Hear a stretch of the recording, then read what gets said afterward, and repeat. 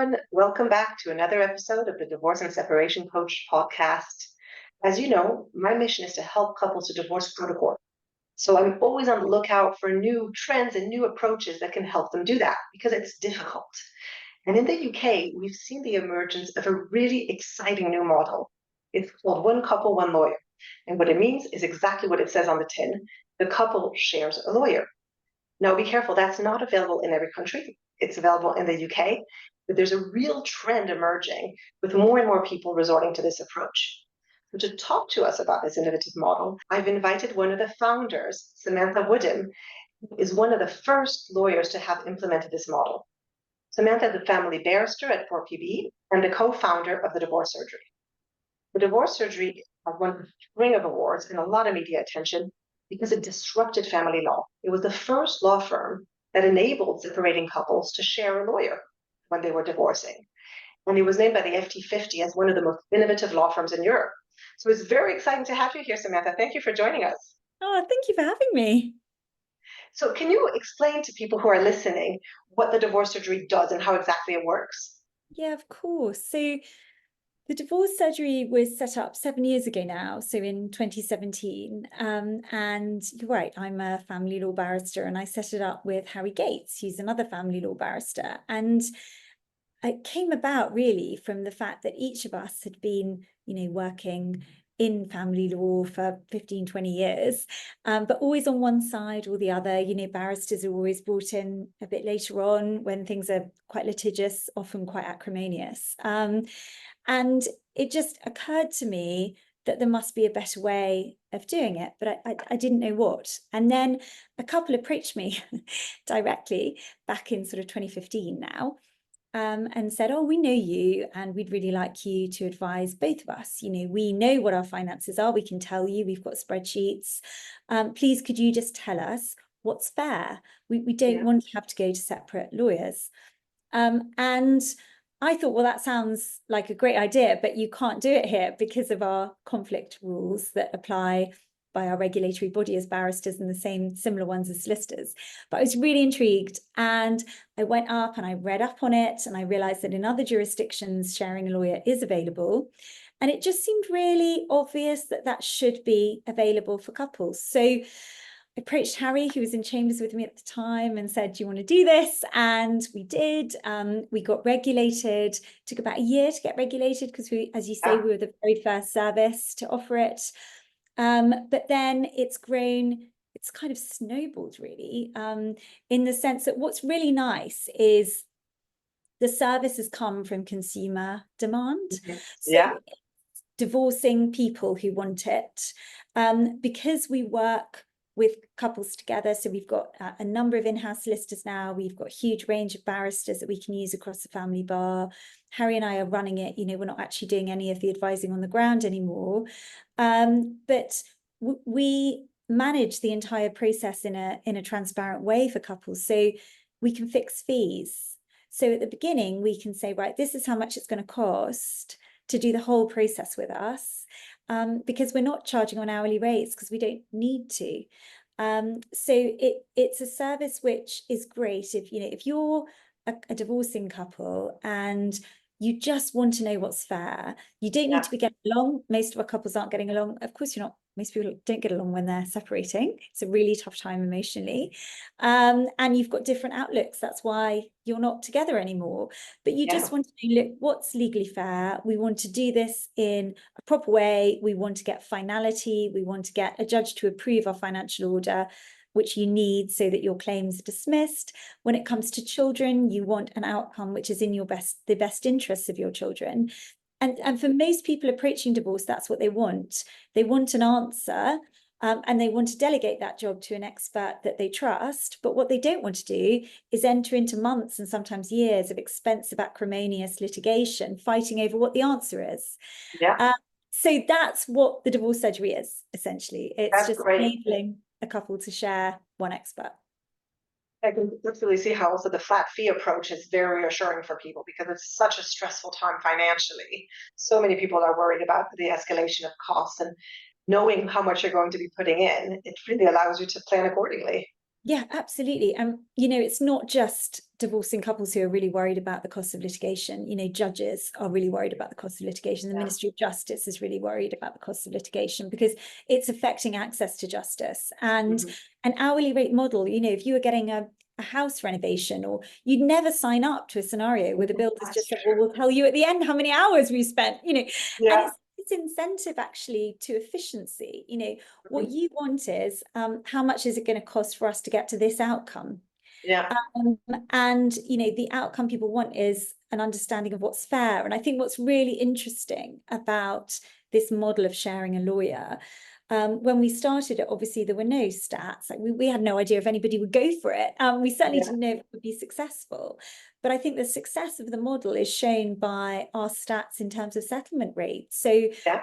85% of the couples who come to us settle, That's great. um, which is really good and compares really favorably with other models. But it kind of shows, well, actually, yeah, it works, because if you have confidence in the advice you're being given, and if you also agree that it's impartial, you know, that's what's Yeah. really lovely, actually, is that the Yeah. advising solicitor or the advising barrister, they've got no skin in the game. They're never going to represent this couple if they do end up litigating. They've just got the opportunity. You know, when I sit down with couples, if it's about their child arrangements, which I do every now and then, but I'll say, you know, the joy of this is that I can say to you, if I were representing you, if I were acting for you, I'd pitch your case like this. If I Yeah. were acting for you, I'd pitch your case like that. But actually, this is genuinely what I think a judge will do, and this is what I think the answer should be. That's so empowering for a couple. Absolutely. And that's a lot of the time what they want to understand, because everybody comes in with their own expectations, and sometimes they're not very realistic.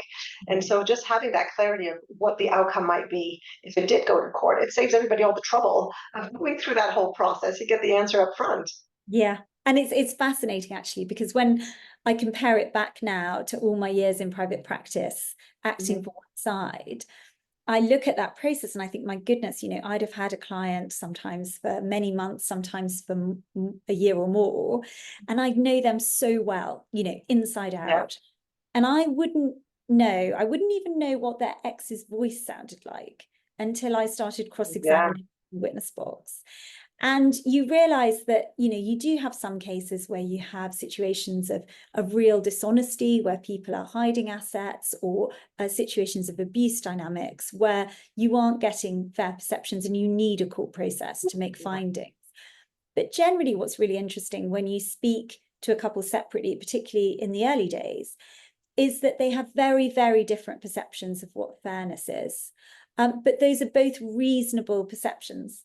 And Yeah. quite often, each of them aren't quite right in terms of what would the law say.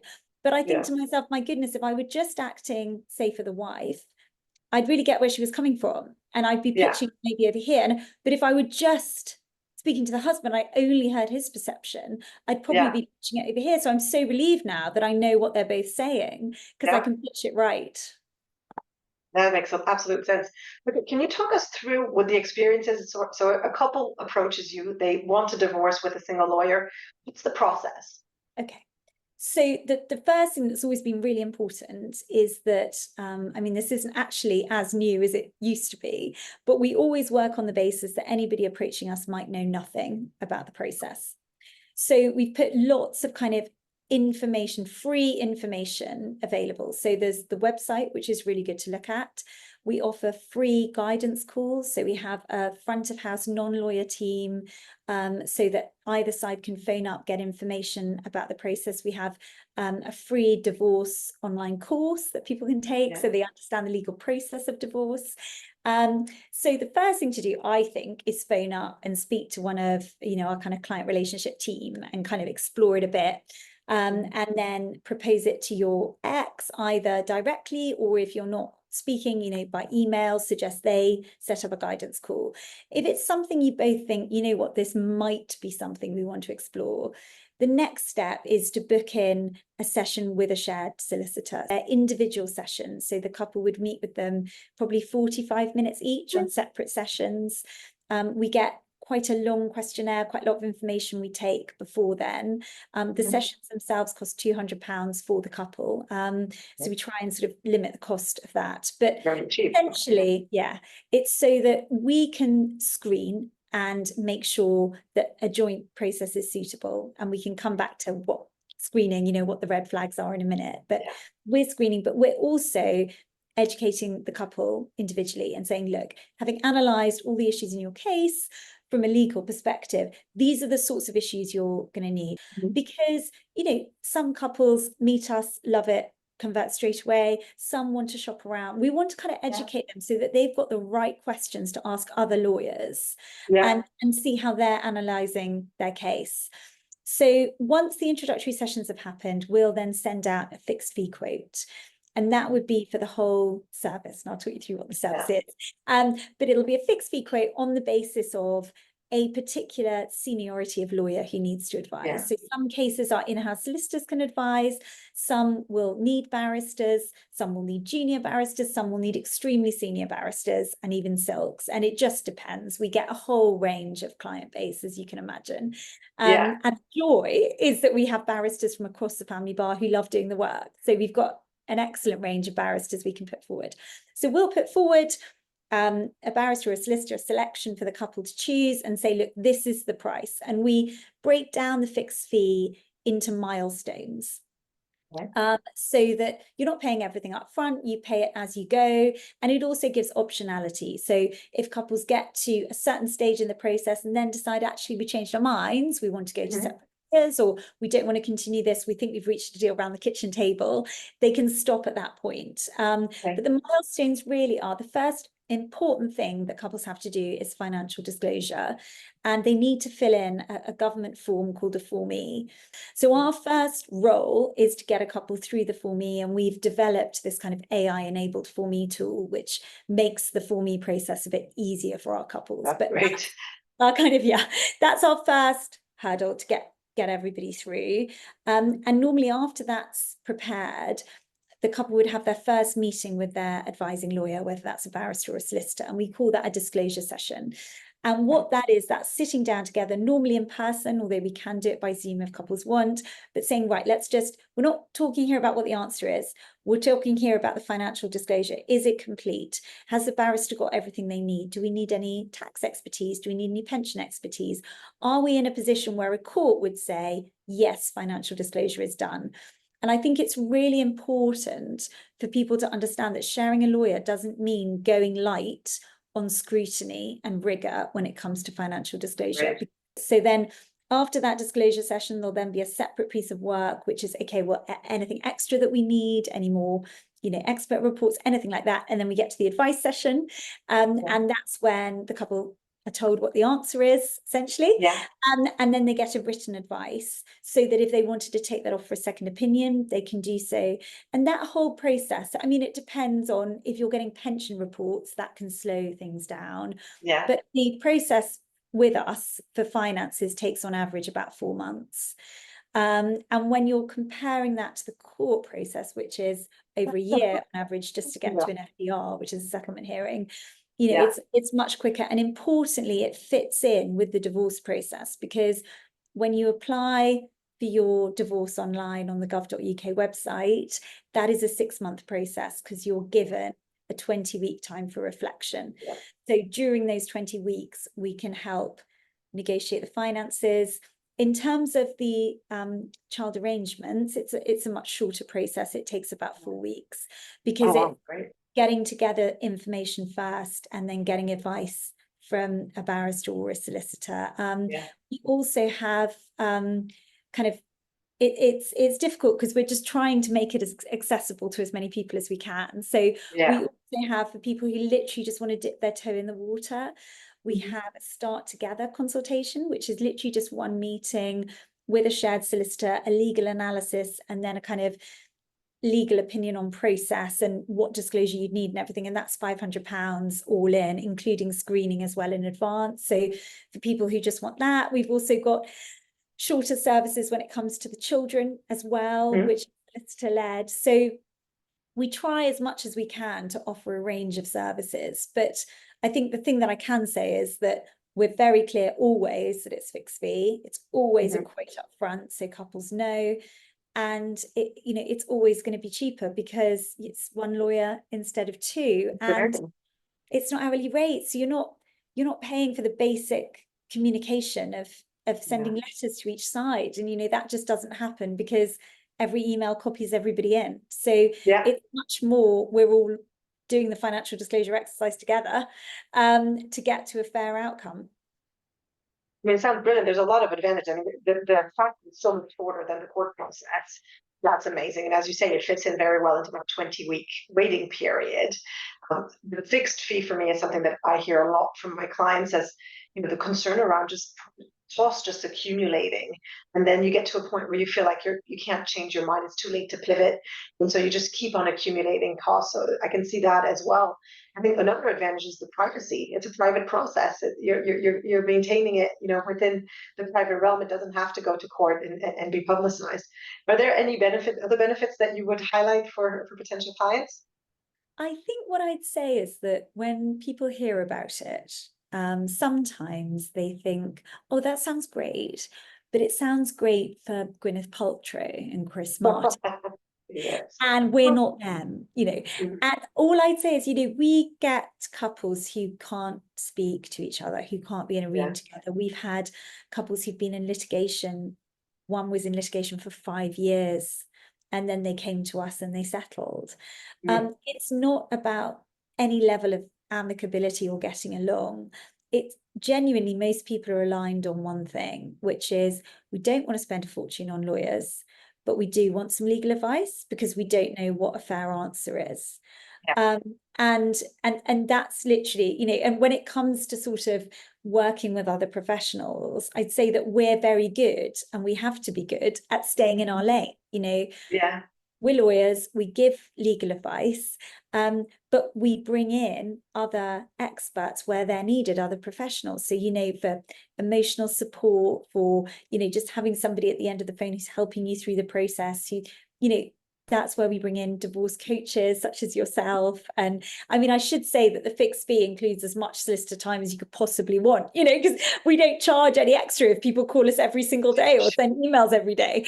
But the reality is that actually, you know, people contact us when they have legal issues, but they're not then using us as really expensive therapists, which is what can happen in litigation. And you don't really, as a lawyer, you don't want to be somebody's crutch, because you're going to walk away at the end when they need you the most, when they're transitioning post-divorce.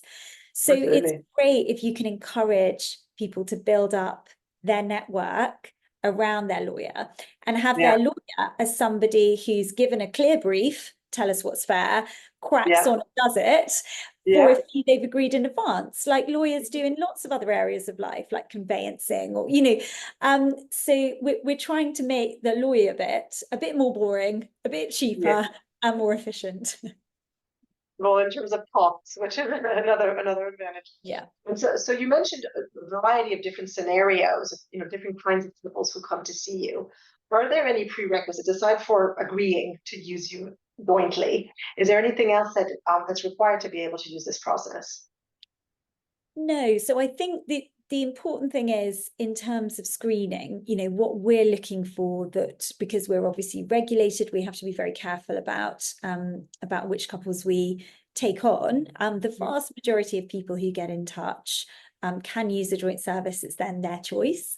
The issues that would mean that they can't are if there's a serious abuse dynamic. So obviously, if they're not going to be safe in a joint service, then they need individual representation, separate legal representation.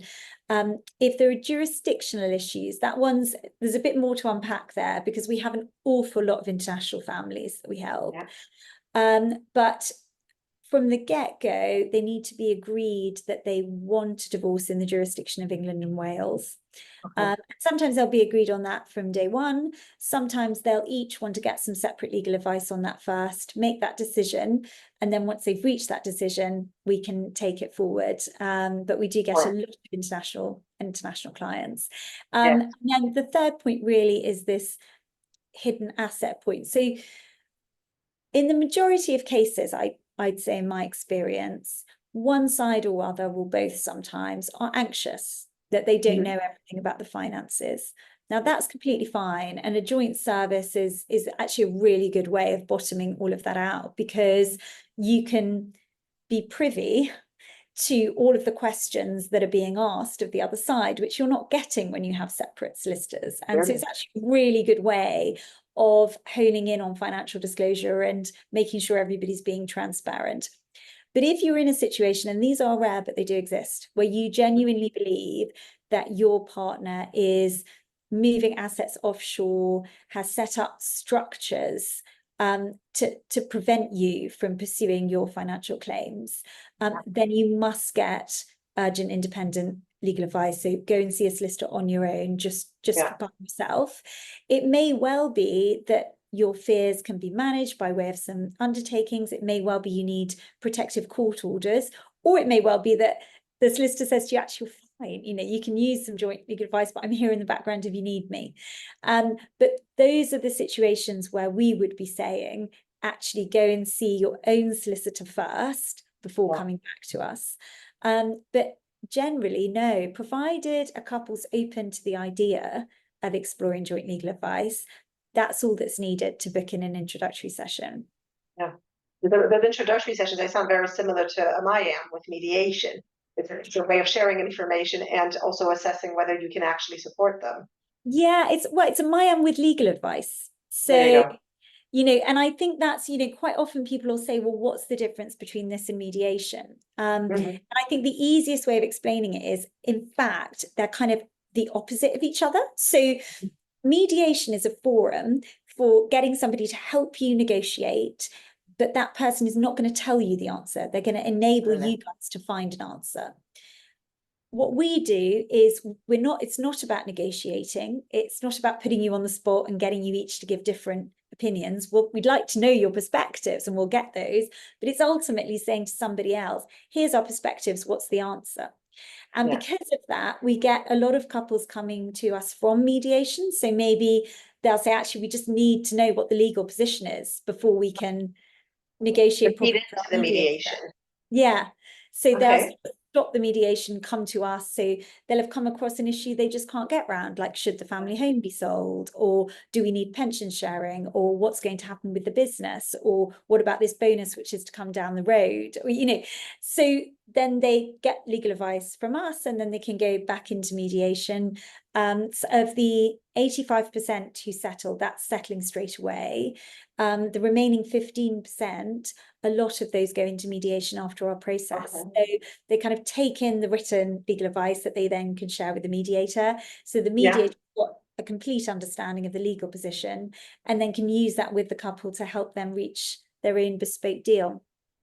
Great. So actually, I think that's quite important to mention that the advice you provide is not legally binding. So it's not similar to going to arbitration, right? But yes, if you've got a couple who say, look, what we want is an outcome imposed on us, then, and we don't want to go to court, then the private way of doing that is arbitration. And that is a really good way of having a court imposed outcome, dealing with issues where you need an outcome imposed on a couple. I guess the only caveat I give on that is, again, the psychology of it, actually, that the studies that have been done show that it's actually much harder to live with an outcome which has been imposed on you. So there was some research done in the children's sphere on families who'd had final hearings on their children, so had outcomes imposed on them in relation to their children.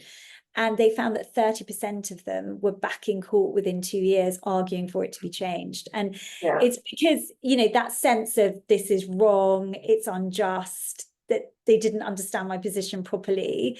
It's much harder to live with something if it's not your compromise. Absolutely. I think that the sense of control that you get in reaching an agreement that you've signed up to, rather than one that's been dictated by somebody else, you can't replace that. And I'm sure that in terms of people even sticking to the arrangements, there's a huge, I haven't seen statistics, but I'm sure there's some out there that show, much more adherence to the agreements if it's been something that you agreed to sign up for. Yeah, and I think it's really helpful if you can enable a separating couple to see that neither of them are getting all of the things that they want, and that fairness lies somewhere in a sort of acceptance on each side. Nobody wins, because I think there is still this perception that you can game the system, that if you get a Rottweiler lawyer, you know, ultimately you can win more. All you're going to do in an adversarial process is spend more money on lawyers. I think that the sooner you know that at the end of the day, a judge has got to, no matter whether you agree or whether you go and fight in a final hearing, a judge at the end of the day, the only thing they're deciding is what's fair. Mm-hmm. So actually, spending a fortune on a really long, contested, acrimonious litigation doesn't change the job of the judge at the end of it. It just changes how much money you've spent to get there and how much you've fallen out together. Absolutely. The stress and the impact on the children, all of that. So just the one final question before we wrap up. So when the couple gets to the end of this process, they've gotten a recommendation from you. What do they typically do? Do you write it up into an order for them to bring it to the court, or what's the next step? Yeah, so they'll get a sort of quite long, so sort of, you know, 15 to 25 kind of page advice that has all of the law in it, that how it applies, and then at the end of it, essentially the bones of what should be in a court order. And in the vast majority of cases, people just kind of sit down together and then 2 or 3 weeks later email back and say, yeah, that's fine. Could you draw it up into an order? And then we do. So again, we do a fixed fee quote for order drafting. So we'll say, well, yeah, absolutely, we can do that. We can do all the forms. This is how much it will cost. So they can shop around and compare. Normally they come to us, but they absolutely don't have to. You know, if they've got a great high street solicitor who can do it cheaper, fantastic. And then, yeah, we'll draw all that up into an order with all the associated forms. So you need a Form A and a D81. And then we can't, because we're an advisory service, we don't represent either of them in court proceedings. We can't send it in, but we tell them where to send it. And then we're there to hold their hands through the process until they get a court order. So, you know, I think that's another important point for people to know, is that judges don't just rubber stamp these agreements. And we regularly get couples who come to us and say, we've got an agreement, but we want to know, will a judge approve it? And sometimes we're having to come back and say, well, no, or we think you should tweak this, or possibly not, let's give it a go. And if they don't, you're going to need to tweak this.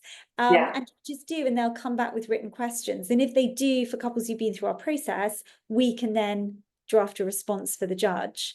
And to date, touch wood, that's always worked. Because, you know, ultimately, judges just want to know that people have been properly advised. And they've reached a fair deal on that basis. Absolutely. Well, that's great. It sounds like it's a very comprehensive service. I love that you help with all those other dimensions as well, because it's not only about finding the agreement, it's then also making it into an order, making it reality for the couple. And so, you know, the fact that you can support them through that as well, I can imagine is very, very helpful for a lot of people. Yeah, and we do all the kind, anything that's legal, you know, in terms of, you know, all the bits around the edge we do. So divorce application we do, parenting plans, you know, separation agreements if people don't want to go through divorce. So yeah, you know, whatever a couple needs from a legal basis, we can cover. Absolutely. And that's why it combines so well with the role of a divorce coach, is that it's a comprehensive service, and then potentially financial advisors, tax advisors as needed. But it's really about having that solid support to help you in getting through that process, and just finding an arrangement that everyone can sign up to. You know, what I'd say as well is that Harry and I do quite a lot on TikTok and Instagram, and you know, we get a lot of people who reach out on those channels or who phone up for guidance calls, and they're nowhere near ready for lawyers. You know, I don't think you're ready to speak to a lawyer until you're kind of 3 months-ish in to a separation, because it's too emotionally raw. You're not there. But we have such an amazing network of divorce coaches, financial advisors, you know, people that we've worked with a lot who we really respect. We don't have any referral relationships. So, you know, even if, you know, any of your listeners are just thinking it's day one, I am completely at sea, I don't even know where to start, you know, a member of our team will be able to give you a whole list of people to approach, and you never need to come back to us again. But it's more just sending people in the right direction. I remember a friend of mine years ago, actually, her aunt got divorced. Well, it was day one of separation, and she just found out, you know, her husband of 35 years was leaving her, and he had obviously been thinking about this. He'd met somebody else. He was way 2 years down the track in terms of where he was at, and she was just completely and utterly flawed. And my friend phoned me and said, oh, I need a solicitor in this area so she can issue it. At that stage, it was a divorce petition. And I said, oh, no. Here's some names of divorce coaches. And her aunt got back in touch with me. She's now doing fantastically well, but got back in touch with me 6 months later and said, that was the best advice. Thank you so much. And, Oh, that's great. you know, it's so important when things are emotionally raw, that you talk to somebody who can help you through that emotional space. You know, separation counseling actually can be amazing for couples to get a narrative around, you know, why their marriage ended, so they can have pride in their marriage and what they've achieved and accomplished. And it was funny, when we set up the divorce surgery, as you know, lawyers, we were thinking, okay, well, shared legal advice. But actually, it gives people a really nice narrative for their friends and family, which is, look, guys, you know, there's no drama. Please don't pick sides, because we're not. We're even sharing a lawyer, you know. And certainly, if you can say that to the parents at the school gates and to your mom, and you know, then it just diffuses it all, and you're no longer the drama and the soap opera of your social circle. You know, you're just another amicable separation, nothing to talk about. Yeah, another bonus there for people who use your services. It's all really, really interesting. Thank you so much for taking the time to explain it all to us. And I'll put your contact details in the description for the episode. So if anyone wants to reach out, have that first meeting, or just ask a few questions, they can do that. But I really am incredibly excited about this new trend, this new phenomenon that's emerging. And I've been sending more and more of my clients your way. So it's good to know that people are up for it. And I think it's a great way forward. Thank you so much, Samantha. Thank you for having me, Chloe. It's lovely. Have a lovely day.